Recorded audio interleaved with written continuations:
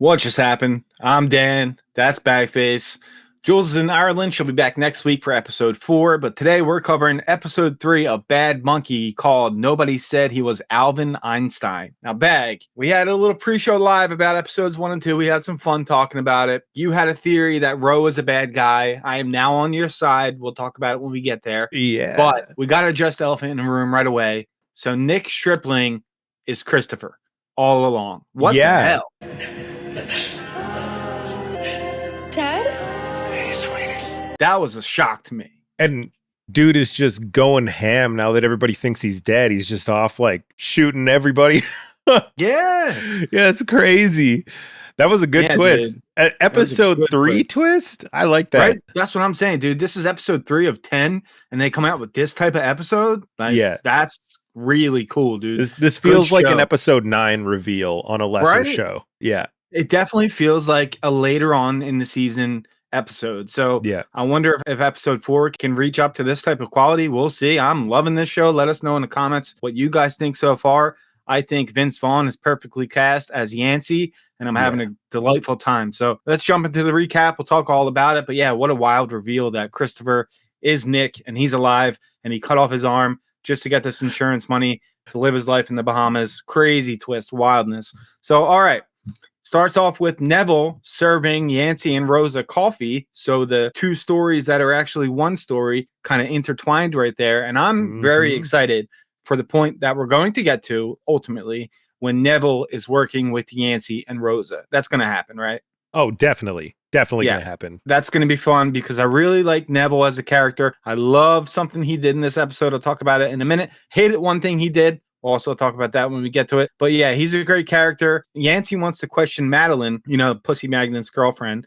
And and then this is when Neville meets and speaks to Yancey because, he's doing this health code violation thing. He's like, if I'm nitpicking, the only red flag would be the live monkey eating grapes in the cupboard. Well, there can't be a monkey here. So sorry, it's my monkey. It's not my sister's. Don't shut her place down for this. I'll take care of that. And he talks about how his house got sold and Yancey's not realizing this in the moment, but this is exactly the same case that he's working on. He just doesn't know it yet. So it's going to be really cool when they meet back up and they're like, oh shit, your house is connected to the whole Christopher thing, huh? Oh, cool. It felt so good to see those two talk. And I've only really seen 2 episodes of this show, so I shouldn't be as invested as I am. But seeing them in the same room, you're like, oh. Yeah. It feels like 2 different shows. Like, I like your vibe, Neville. Yeah. It was great. The narrator, Keith Fitzpatrick, the boat captain, he's so good at narrating. And when he was doing that episode 1 shtick, he was like, I know this is annoying. You're invested. Now I got to switch to this story, but you'll see why. It works. It really works really well. It does. And they're going to intertwine more as the episodes progress, for sure. One thing, how does Rosa get so much time off to go work with Yancey all the time? She's just like, screw it. I'm going to go work on this case. I work in a morgue, but now I'm a detective. Whatever, I'll let it go. And do you think they hook up? Oh, definitely. Yeah. Yeah, they're after this episode, for sure. Yeah, gonna happen. She's like, all right, we're going to go talk to Madeline. So which one of these 5,000 t-shirt shops does Madeline work at? He says, she's a runner. She's like, I got this. I'll talk to her. She goes in. Hey, Madeline? Not to worry, I just wanted to... She takes off right away, but the gate's locked, so she has to talk to him. I told you she's a runner. So she's talking about Keith Fitzpatrick, the narrator, who was handling lines that day. And she knows that Pussy Magnet was handling the lines. And she knows that it was his job to hook the arm up to the line for it to be caught. I told him not to do it, but he said it was no big deal. It was just a practical joke. Which does make more sense than just randomly finding an arm on a fishing line. So I'm glad they addressed that. It makes more sense that it was like a setup. And they were paid $3,000. And it was so much money, like $3,000. By this company called Midwest Mobile Medical. It's the victim's company. And he knows that. Nick, who is Christopher. So now that we know that, it's all an insurance scam just to get money, right? I guess that's the whole point of it. Okay. So basically, they were paid to hook up the arm. That's how he had that money. That's how he sent Fitzpatrick clams and beers or oysters and beers right before he was killed. But yeah, now people are dying. And I love when she said he was no Alvin Einstein. I love that fucker, but he was no Alvin Einstein. And when he was going to, when Yancey was going to correct her, Rosa was just like, no, let it just go. leave it. Let it go. Oh, Don't. Yeah. It's so good. Yeah. Their chemistry is amazing. It's really good. I've never seen this Rosa character in anything before, but she's fantastic. Yeah, she's really good. good. Neville gets his share of the money for selling the house from his sister, and then he's off back to the Bahamas, right? So he goes to look for his boat because he wants to go fishing to clear his head. And he's like, where the hell's my boat? Or his little skiff, whatever they call it. And it turns out that Christopher cut it and put it back into the sea. So he lost his boat now. And then Christopher pulls a gun on him and shoots near him, not directly at him, but near him. I give you 3 seconds to get the fuck out of here. 1, 2. To scare him off. What the hell? Christopher's like a super fucking villain in this moment. Like, what the hell? This guy's a piece of shit. I feel like it kind of makes sense, like a really rich dude that has like a mob boss mentality kind of dream of being this bigger than life person, I'm sure. And then he fakes his own death, so now he can kind of just do that. Yeah, right. It's a cool concept. And he's setting up this whole, resort location in the Bahamas. So he has this whole plan. So yeah, that happens. Neville hates the shit out of Christopher. We'll get to that. Something more happens with that later. And then Bonnie/Plover calls Yancey after finding out she was banging a student and she's wanted for sexual assault in Oklahoma. So they have a little talk. Yeah, that's crazy. And Rose is like, oh, that's your ex-girlfriend, huh? Cool. A married sex offender. I love it first when he's like, yeah, it was my mom. My mom. It was my mom. And then she was like, Yeah, sounds like she fucks a lot. Yeah, that was good. Great. So they go to Midwest Mobile Medical and there's shredded docs everywhere. It looks like the feds have been there. And then he sweet talks the security guard. Don't settle for anything, Donald. I don't give a fuck what your stepdad said, all right? I'm proud of you, man. Thanks, man. Maybe a little too much because he got him good at his job for him to go search around for the car to see if they were actually feds. So they start snooping around for docs, anything with Christopher on it. But Donald spotted their car and he called in the feds. And Rosa finds prescriptions from an Israel O'Peel. They all have the same doctor's name on them. Israel O'Peel. So they got a lead. That's something they can work with. Oh. So Neville goes to the Dragon Queen and he says, Christopher shot at me. Your curse is not working. They meet up again later. We find out that Izzy O'Peel is Zach Braff. And we found that out through our Discord. Eric in our Discord, he let us know that Zach Braff would be appearing in this show. Join our Discord for $1. It's a lot of fun, a lot of lovely people in there. So he asks about Nick Stripling. And he goes, all right, listen, I'll tell you the truth. We ran these scams on elderly people. We would basically steal insurance money from them and never send them these scooters that they asked for. And I would get a cut of it. That's it. And he's like, well, what about when people start ending up murdered? And he's like, well, that wasn't a murder. Nick was an accidental death. And he's like, no, pussy magnet. And I'm going to keep referring to him as that because that's a hilarious name. Yeah. So, and then he's like, oh, shit. And you could tell that he knew who he was. That kid's dead. Shot in the heart. So, yeah. So that spooks the shit out of him. I don't want to talk anymore. Then Neville brings the Dragon Queen more money, but she says you need to believe for this magic to work. And then you need to put everything into this. He's like, I don't have anything left. And then Yaya's like, yes, you do. Your monkey. So he gives the monkey. Fine. It's yours. I'm like, what the hell, bro? Yeah. How can you give him? And the monkey was hug, like this. Yeah. Yeah. Killing me. Broke my heart, man. Yeah. How can you do that? Mr. Driggs, dude. He's coming back, though. He's coming back for sure. Yeah. Neville, go get that monkey next episode, bro. Next episode. Because, yeah, I really like you as a character. You did some badass shit this episode that I loved, but you can't give up your monkey, dude. Can't give up your monkey. Go get him back. Comment below. Bring back the monkey. Let's go. All right. So Eve acts surprised when Izzy calls to say that Pussy Magnet has been murdered. Obviously, she knows about it. She's like, don't worry about it, Yancey. We'll send the plane for you. I'll have an oxy on your bed, like a vitamin every night. We'll have a lot of fun trying to calm him down. But then he sees that the brochure has been taken from his fridge. He knows that Yancey took it. He kind of knows he's fucked at this moment, which he is.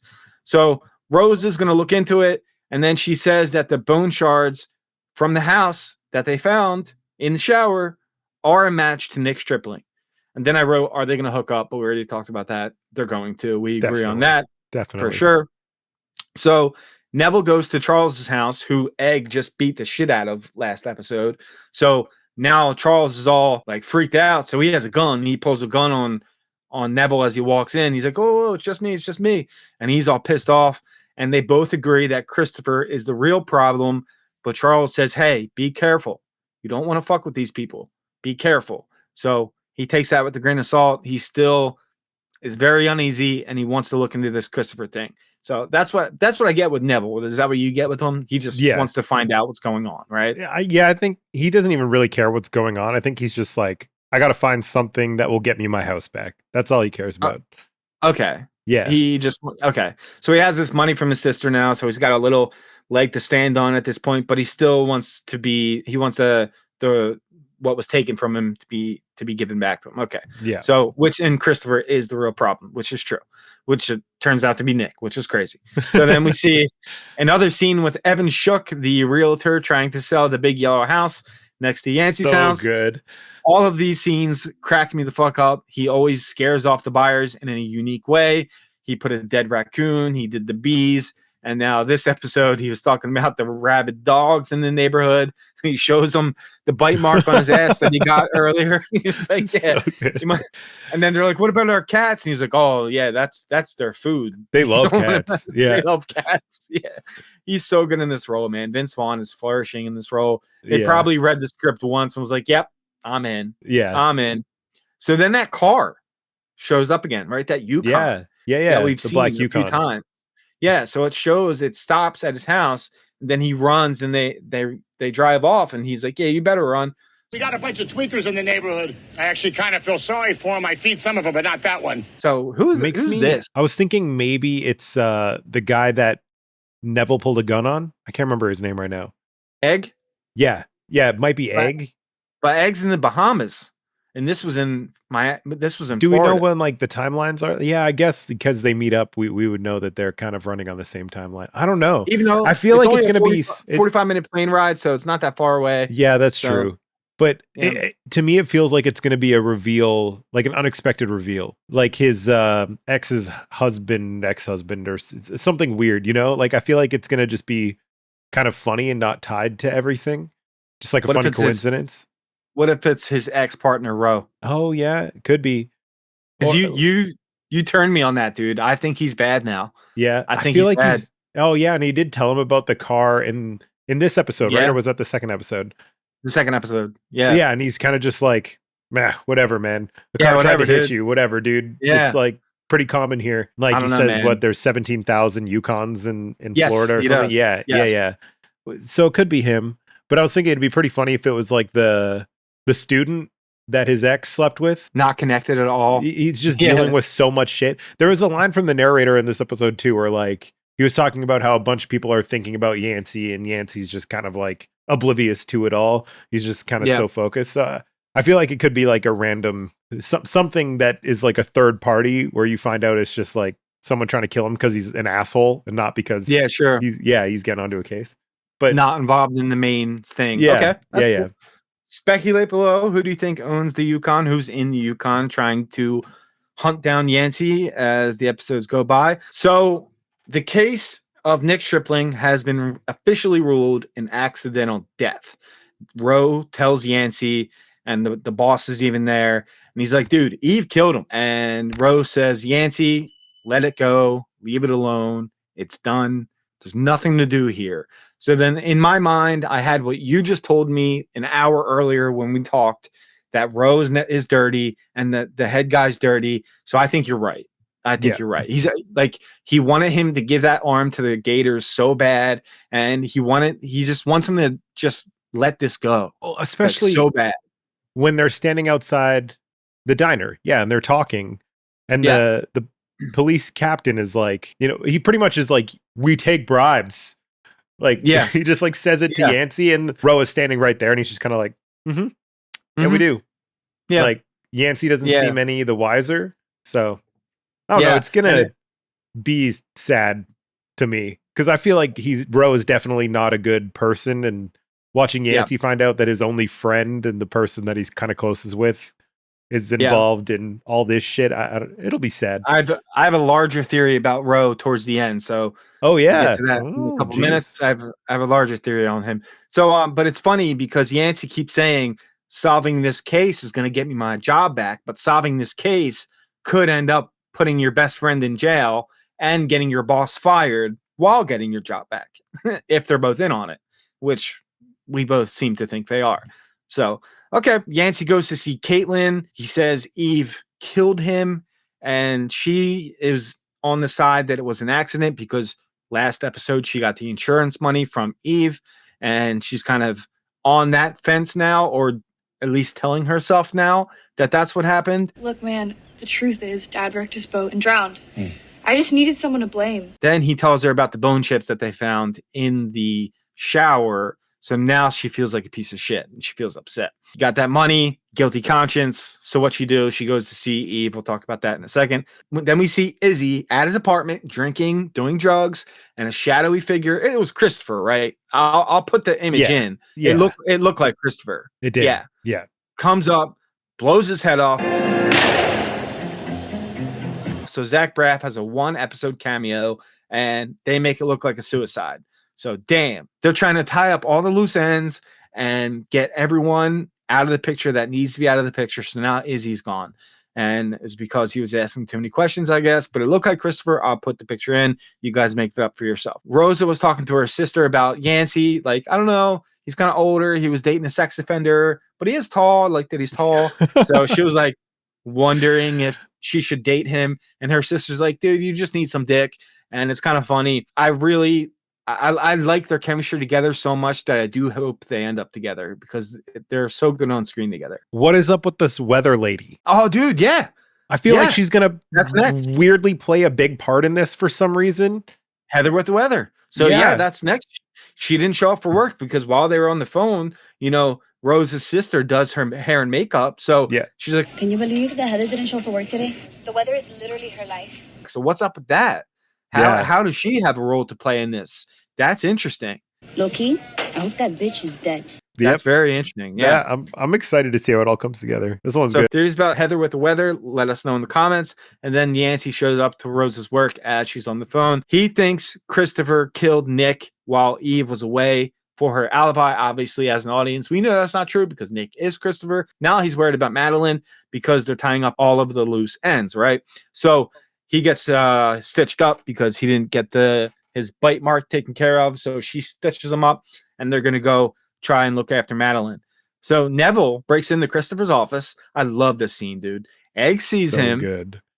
Egg's like, yo, now it's time for me to whoop your ass because money, basically. I'm getting paid by this dude. So now it's time for me to whoop your ass. Pulls a gun. He's like, does that gun work? He's like, Don't know. Want to find out? That was such a badass line, dude. Good. Such a badass line. Loved it. And then he's like, all right, you can go. But just so you know, this isn't going to end up good for you. And then he pistol whips the shit out of him. I love that. Sick. Awesome. And he says, That was for Charles. fuck yeah, that was for Charles. Fuck yeah, Neville. That was awesome, dude. Hell yeah. It's a good character moment, too, to know, like, because Neville's kind of passive in most of the episodes until that point. And you realize, like, oh, no, he's, like, ready to handle shit to get his house back. Yeah. Hell yeah. It was good. Yeah. He's down. He just needs Yancey. Yeah. Once he has Yancey and Rosa, and them chemistry three are is going to working be together. so good.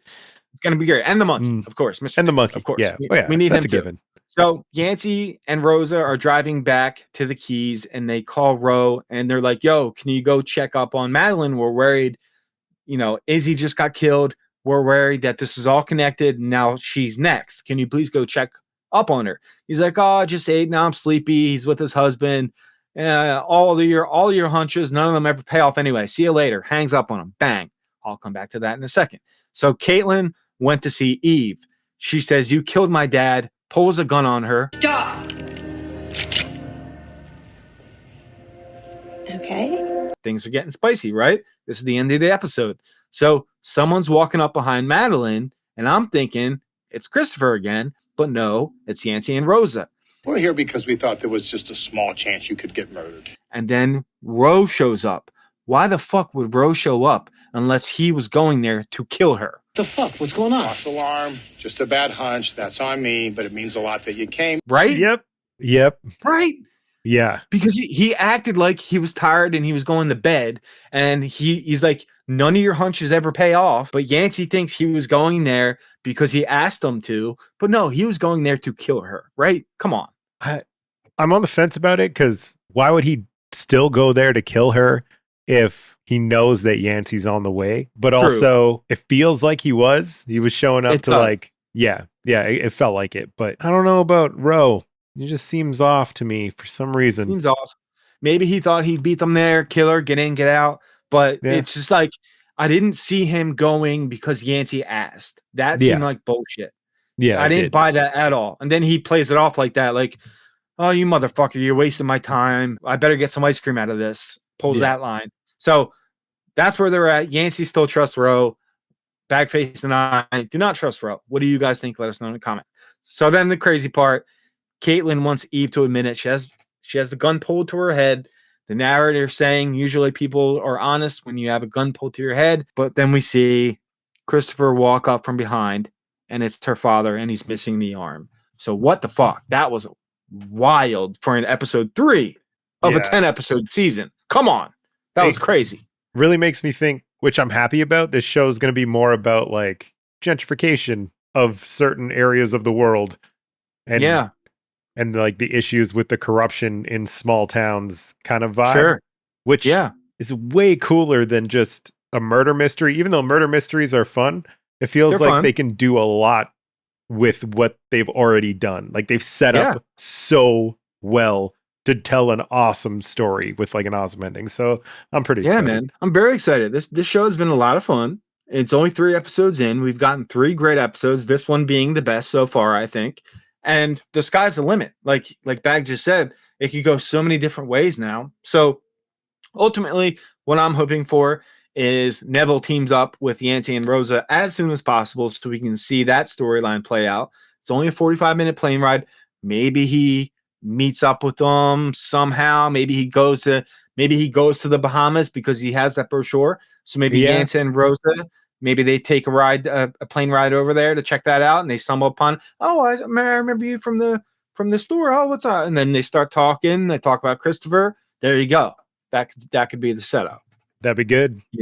I'm excited. All right, Jules will be back next week, and guys, we're going to be busy this fall. Get ready. the leaves are getting crisp, and we're going to be invading. Holy shit. So our slate is this show, Bad Monkey. We got Only Murders in the Building, season 4, starting August 28th. Then we got The Penguin. Then we got Silo. And then we got Yellow Jackets. And then we got Severance. You forgot a whole show. I forgot We're a whole show. also doing From season 3 in September. From season 3 in September. So yeah. And if the other team doesn't want to do it, I'm taking it solo because I love that show so goddamn much. I need to binge it. I haven't watched it yet, but we've gotten so many requests from other people asking us before you even join the team, asking us to cover that show. So we're absolutely doing From. So yeah, we're also doing that. We're booked up. It's going to be a wild ride. It's going to be a lot of fun. So if you enjoyed this talk, hit that subscribe button, and we have a ton more content coming your way. If you want to become a member, hit join. $1 gets you in our Discord. Our Discord is full of lovely people. You'll have a great time. You can chat with us, play Wordle, whatever. Ask Bagface how tall he is, whatever you want. Ask us whatever you want. So thank you guys so much for watching. We'll be back next week to cover episode 4 of Bad Monkey. See you next time. Later. Peace. Just got to check this place real quick for code violations, but I'm going to be super fast. Bye, sister. And we'll be back. And we'll be tongue-tied like a motherfucker. Jesus Christ.